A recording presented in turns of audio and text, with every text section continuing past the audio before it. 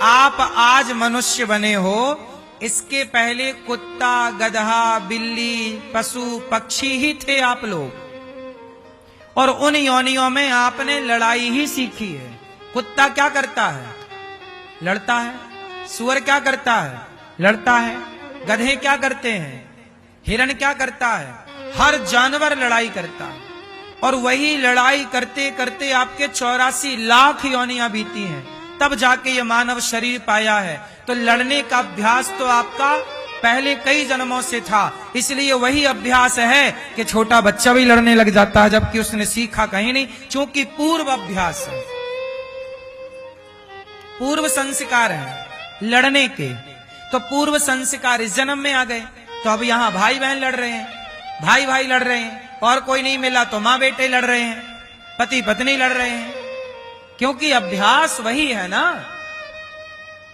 करोड़ों जन्मों से अपना 84 लाख फेरत सदा माया कर प्रेरा, काल कर्म स्वभाव गुण घेरा। 84 लाख पुनरपि जननम पुनरपि मरणम पुनरपि जननी जठरे शयनम, वही ना चला आया है। आप लोग पिछले जन्म में क्या थे? 84 लाख योनियों में कुछ तो रहे ही होंगे, बोलो। तो ये स्वभाव है, मनुष्य का स्वभाव है ये लड़ाई झगड़ा, लड़ना पड़ता है।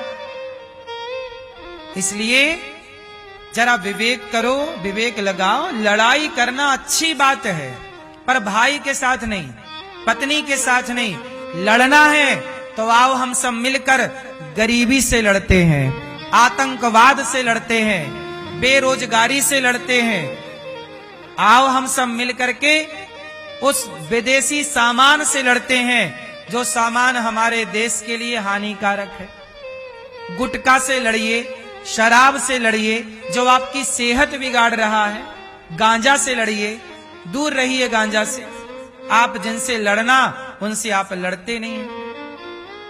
चाइना के सामान को मत खरीदिए, विदेशों के सामान को मत खरीदिए, भारत की बनी चीजों को प्रमोट करिए। लड़ना है तो विदेशी सामानों से लड़िए। आइए हम सब मिलके लड़ते हैं, हम भारत को मजबूत बनाते हैं, भारत को सबसे बेहतर अर्थव्यवस्था बनाते हैं। आओ लड़े मिलके। लड़ना ही है तो भारत की चीजें तैयार करिए, मेड इन इंडिया की ओर जाइए। मेड इन फलाना फला फला फला को दूर करिए, यही ना लड़ाई है। लड़ना है तो अपने घमंड से लड़िए और जीतिए, लड़ना है तो अपने क्रोध से लड़िए और जीतिए। हमारे भीतर करोड़ों बुराइयां हैं, उनसे लड़के जीत जाइए ना। भाई बहन से, पति पत्नी से लड़के क्या पाओगे? लड़ना ही है तो बहुत ऑप्शन है लड़ने के लिए, पर हम कहां कहते हैं कि लड़ो मत। स्वयं से लड़ो, अपने भीतर के अभिमान से लड़ो, अपने भीतर की बुराइयों से लड़ो। खुद से कोई नहीं लड़ रहा है। पत्नी ले आई, उसको लड़ने लग, पत्नी से लड़े। पत्नी ने क्या बिगाड़ा तुम्हारा? समय से बेचारी बना के देती है, समय से बेचारी काम करती है। पत्नी से प्रेम करो, लड़ाई पत्नी से क्यों करनी है? पति से प्रेम करो, लड़ाई पति से क्यों करनी है? रिश्ते फूल की तरह होते हैं।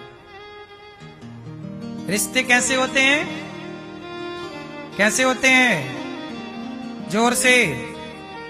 ये फूल है, रिश्ते ऐसे होते हैं। लेकिन आप लोग ऐसे रिश्तों को कैसे कर देते हो, मैं करके बताता हूं। ऐसा लिया आपने रिश्तों को और मसल दिया, लड़ाई लड़ाई लड़ाई, निंदा चुगली, और ये हाल कर दिया फूल का। ये मसल देते हैं आप लोग रिश्तों को। इसलिए संत जन कहते हैं कि रही मन धागा प्रेम का, मत तोड़ो चटकाए, टूटे से फिर ना जुड़े, जुड़े तो गांठ पड़ जाए। रिश्ते प्यार के लिए मिलते हैं, मसलने के लिए नहीं मिलते। प्यार से रहिए, रिश्ते मसल दोगे तो खत्म हो जाएगा सब खेल। आज भाई से आप लड़ लीजिए, फिर कभी बैठिए भाई के साथ, तो वो वाला प्यार ना होगा, वो लगाव ना होगा, वो अपनापन ना होगा। गांठ तो पड़ ही जाती है ना साहब। पति पत्नी लड़ लीजिए, फिर एक हो जाइए, लेकिन एक हो जाने के बाद भी वो कहीं ना कहीं मन में कुछ ना कुछ रह ही जाता है। हम कहते हैं क्यों रह जाए, ये नौबत ही क्यों आए, ये परिस्थिति क्यों क्रिएट हो, क्यों बने कि भाई हम लड़ाई। समझदार लोग कभी नहीं लड़ते, लड़ता वही है जो मूर्ख है। झगड़े की जड़ तीन, जड़, जोरू, जमीन। जड़ मतलब मूर्खता। झगड़ा किसकी वजह से होता है? मैया, ओ मेरी मां, झगड़ा किसकी वजह से होता है? किसकी वजह से? मूर्खता की। आप मूर्ख होंगे तो झगड़ा करेंगे। अब देखो ना, कुछ मूर्ख लोग होते हैं झगड़ा करने लग जाते हैं। आए कथा सुनने और जरा किसी का धक्का लग गया, कथा चल रही है, वो खड़े होकर लड़ रहे हैं। अब बताइए इनसे बड़ा मूर्ख कौन होगा?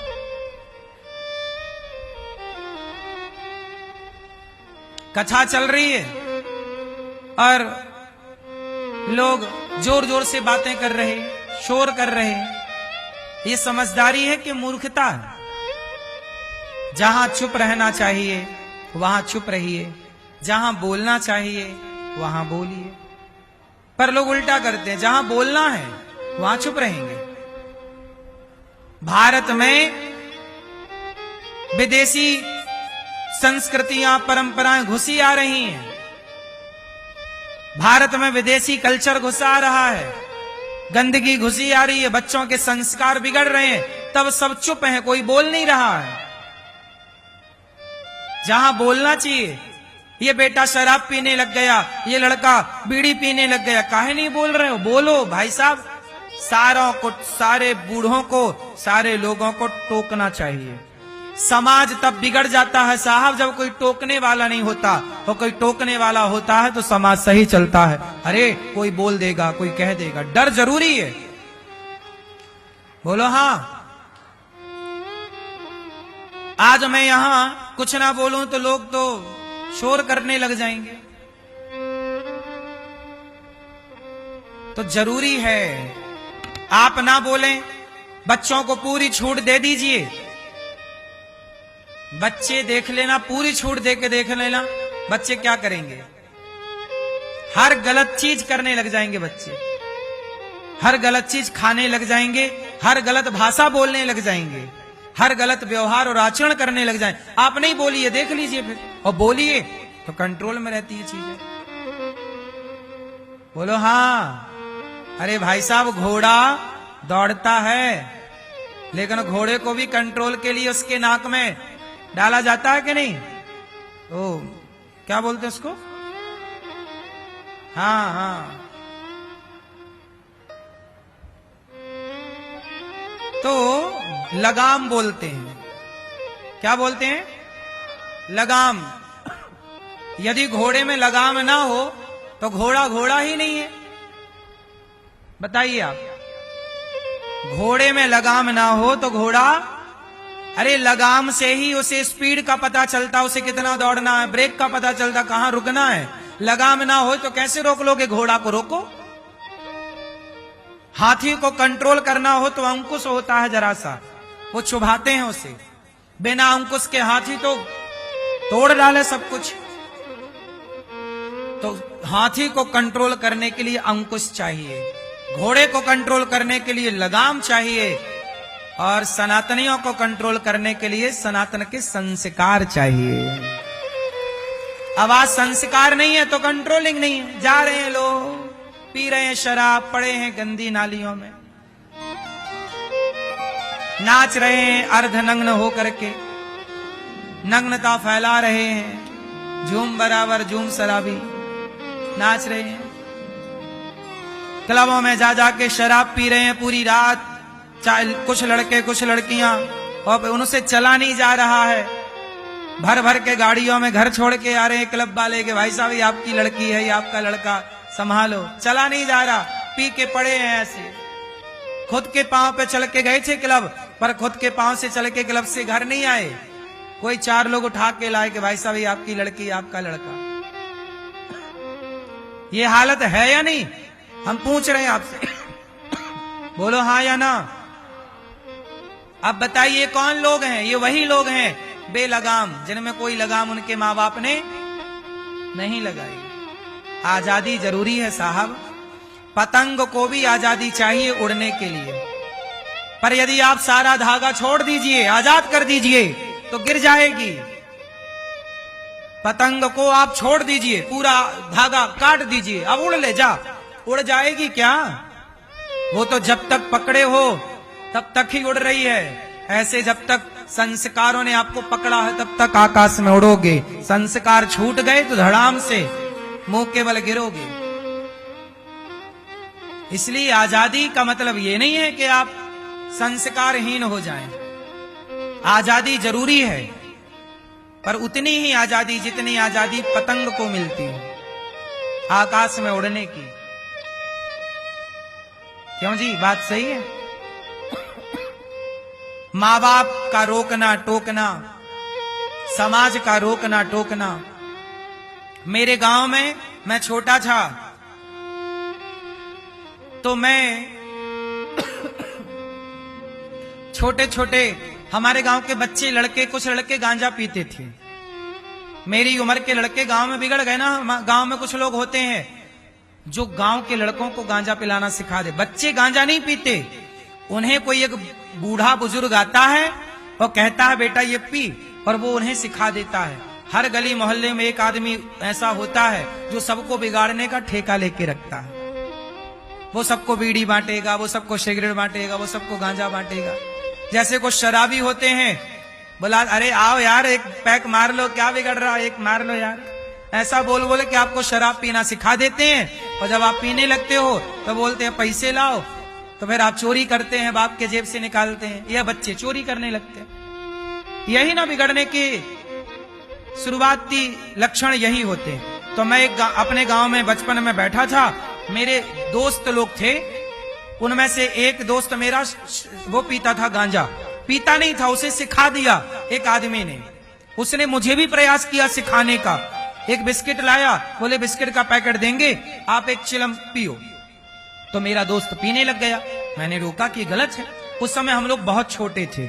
आप ये समझ लीजिए कि मैं उस समय 10 साल का रहा होऊंगा लगभग। अब 10 साल का बच्चा कितना बड़ा, कितनी बुद्धि।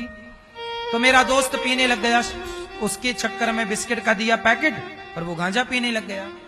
अब गांजा पीने लग गया और मैं वहां से उठ के आ गया। आज भी वो मेरा मित्र पहले था, आज भी ठीक है, बातचीत है। मैं उसको समझाता हूं कि भाई गांजा ना पिया कर, पर नहीं मानता। जब नहीं मानता तो क्या करें, हम समझा ही तो सकते हैं। आपको भी समझा रहे हैं गांजा ना पियो, सिगरेट ना पियो। मानना ना मानना मर्जी आपकी है। कुछ लोग मान लेते हैं तो दशा सही हो जाती है, नहीं मानते तो दशा बिगड़ जाती है। अब वो गांजा पीने लग गया, मैंने समझाया, वो नहीं माना। आज भी गांजा पी के पड़ा। उसके बाप उसे डांटता, उसकी माँ उसे डांटती है, पत्नी परेशान। एक व्यक्ति के बिगड़ने से पूरा परिवार परेशान है। तो ये बताइए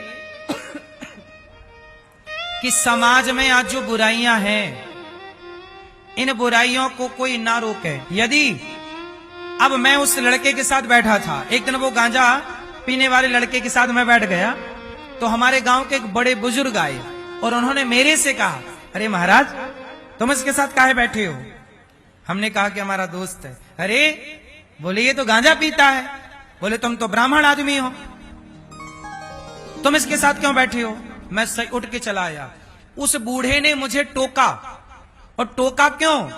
उसका मेरे से क्या लेना देना था, वो गांव का बूढ़ा था, पर उससे पता था कि ये तो गांजा पीता है और ये पंडित जी का लड़का। मुझे कि पंडित जी का लड़का, तुम तो पंडित हो, तुम तो ब्राह्मण हो, तुम तो मंदिर में पूजा करते हो, तुम गांजा बांजा के चक्कर में ना पड़ना, तुम इनके साथ ना बैठा करो। उसने मुझे रोका, फिर मैं कभी उसके साथ नहीं बैठा, कभी नहीं बैठा भी नहीं, क्योंकि बैठना भी गलत है।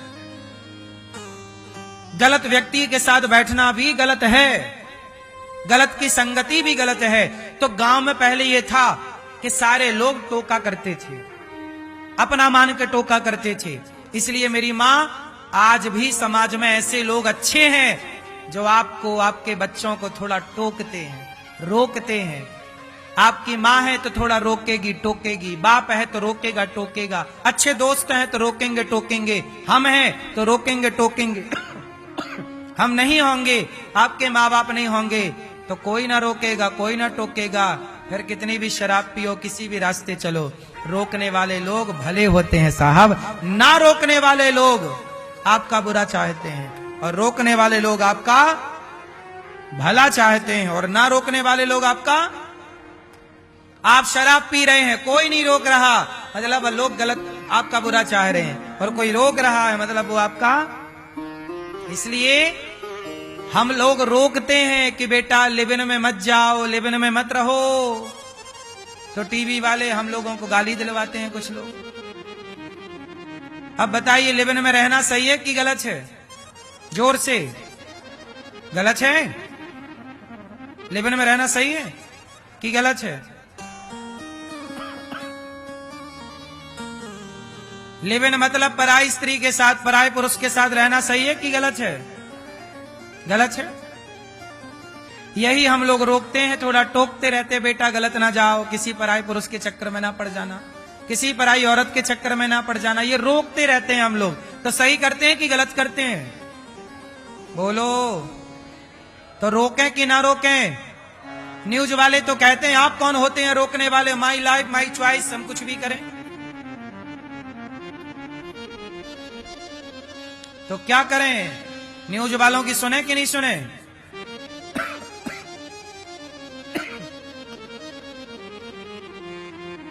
आज कितनी विडंबना है, मैं अच्छे के लिए रोकता हूं तो लोग मेरा विरोध करते हैं, जबकि वो बच्चे गलत कर रहे हैं तो लोग क्या बोल रहे हैं, उनकी लाइफ उनकी चॉइस, वो कुछ भी करें। भाई कैसा तुम भारत चाहते हो?